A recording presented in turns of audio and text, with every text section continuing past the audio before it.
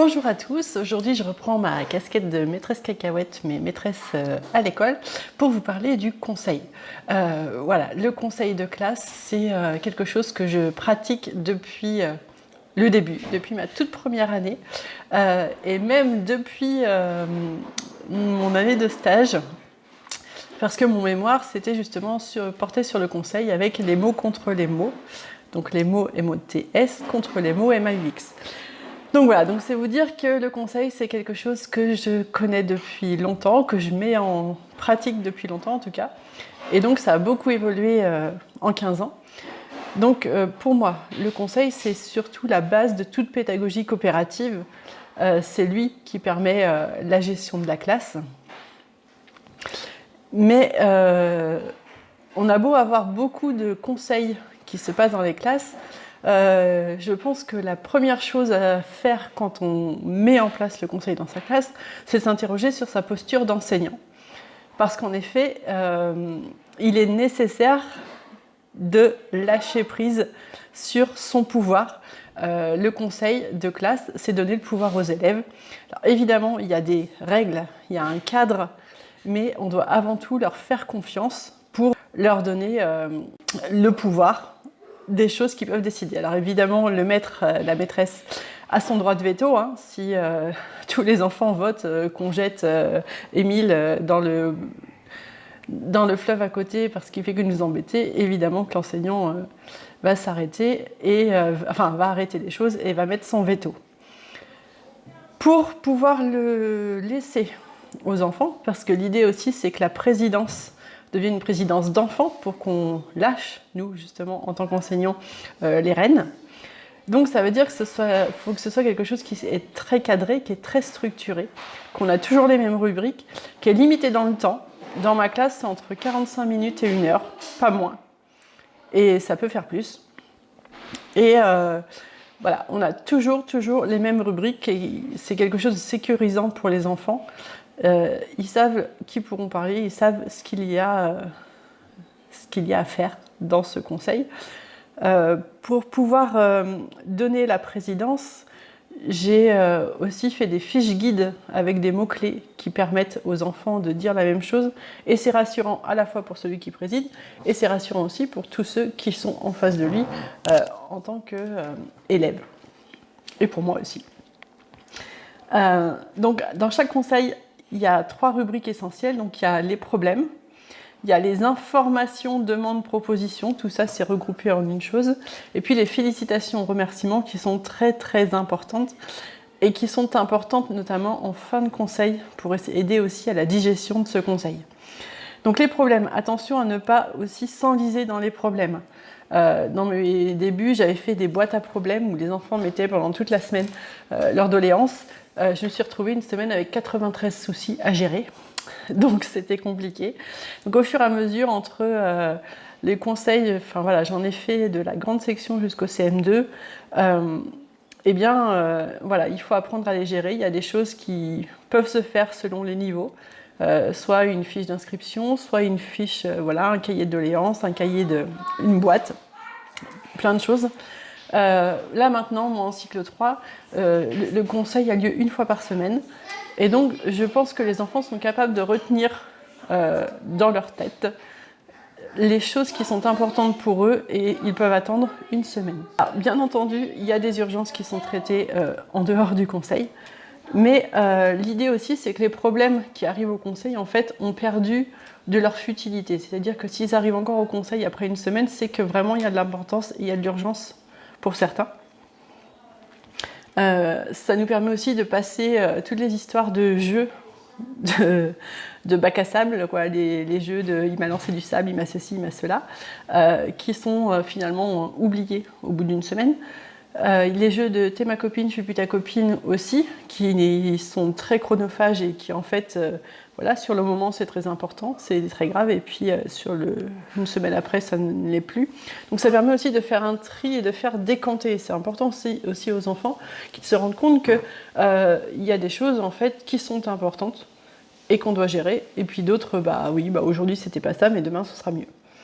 Dans la classe aussi, on a mis en place le fait qu'avant que le problème arrive au conseil, il est nécessaire que la personne ait fait un message clair, alors soit à l'ensemble de la classe quand c'est un problème, ou à l'ensemble des personnes concernées.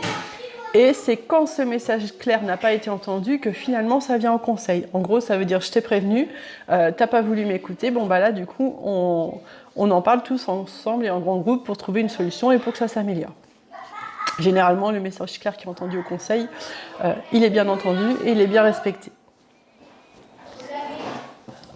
Pour la deuxième rubrique, les informations, demandes, propositions.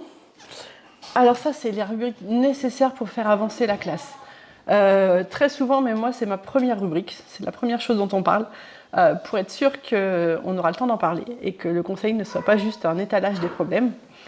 On donne le pouvoir de décision au groupe et il est surtout initiateur de projet. Donc en fait, ici, on va informer de choses qui se passent dans le village, informer de choses qui peuvent intéresser le groupe. On va informer aussi de ses absences. Dans ma classe, depuis 2 ans, les enfants qui ont des rendez-vous médicaux informent les autres qu'ils seront absents tel jour. Et je trouve que c'est important, en effet, que tout le groupe soit informé et pas seulement la maîtresse, parce que ça change la vie de la classe et pas seulement le quotidien de la maîtresse. Il y a les demandes aussi. Alors là, les demandes, nous, elles arrivent surtout au niveau des demandes de ceinture. Voilà, changer de ceinture de comportement. Parce que c'est un problème, enfin non, c'est un sujet plutôt, qui nécessite l'avis de tous et pas seulement de l'enseignante.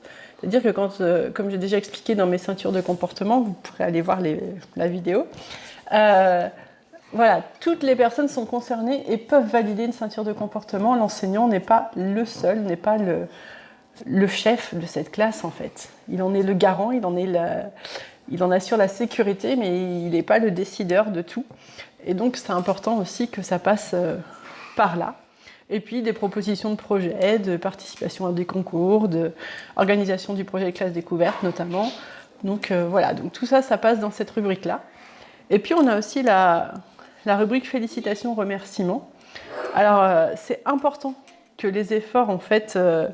les choses positives soient remarquées, parce que c'est vrai que souvent on a tendance à aller dans les problèmes, et puis le positif, eh ben, on l'oublie, on s'en préoccupe pas.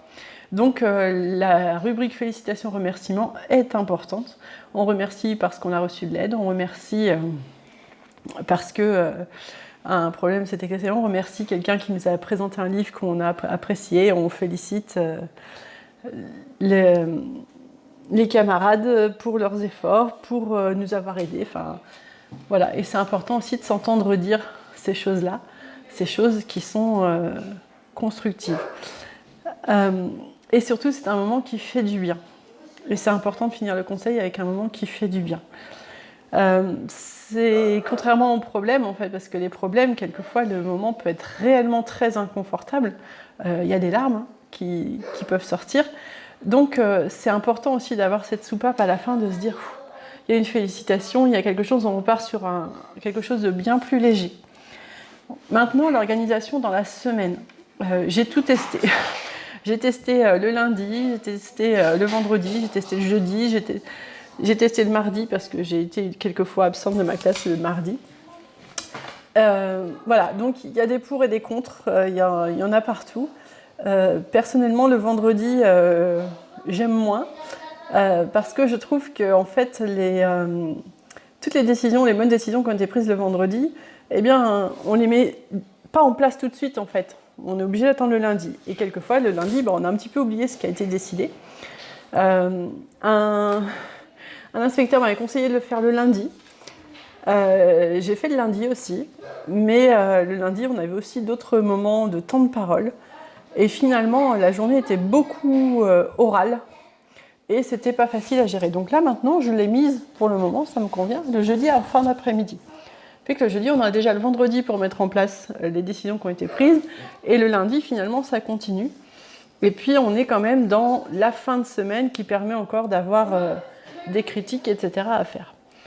Donc, il n'y a pas de bonne solution, il y a surtout ce que vous allez essayer, ce que vous allez mettre en place, ce que vous allez mettre en œuvre, selon vos élèves, selon vos emplois du temps, selon votre école. Enfin, il y a plein de choses qui entrent en ligne de compte, donc le mieux, c'est d'essayer. Et puis si ça ne convient pas, eh bien, on décide au conseil de changer le jour du conseil. Et puis voilà, l'important, c'est d'essayer, de se lancer et de faire confiance aux enfants, parce que réellement, ils sont très, très forts. Et ils sont force de proposition.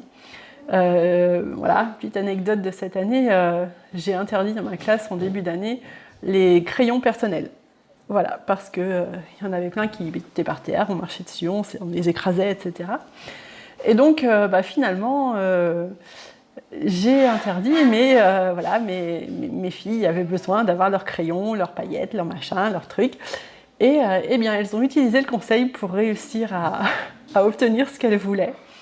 Et donc, elles ont fini par proposer qu'à partir d'une certaine ceinture de comportement, quand on est capable de ranger ses affaires, de faire attention à ses affaires, eh bien, il pourrait être possible qu'on ait le droit d'avoir sa trousse personnelle. Donc, à partir de la ceinture vert clair, maintenant, il y a la trousse, mais tout ça, ça s'est construit au long de l'année.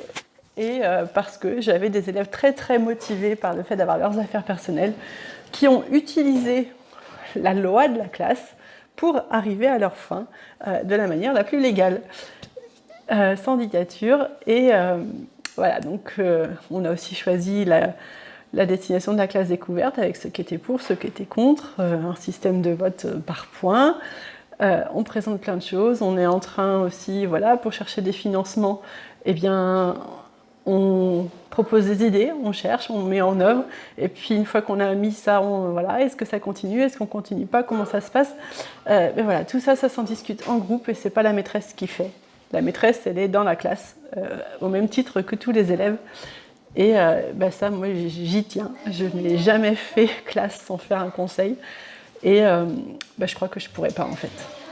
Donc, je vais vous mettre dans la description et sur mon Google Drive les documents que j'utilise pour les fiches guides des élèves et le compte-rendu de conseil, parce qu'il y a aussi un compte-rendu et il y a un secrétaire qui note à chaque fois les décisions qui ont été prises et qui ont été mises en place. Voilà, si vous avez des questions, n'hésitez pas à me les poser en commentaire, je me ferai une joie d'y répondre avec la lumière de mon expérience, mais chacun doit faire la sienne. Sur ce, je vous souhaite une bonne fin de confinement, des vacances, et puis je vous dis à ciao ciao pour une prochaine vidéo.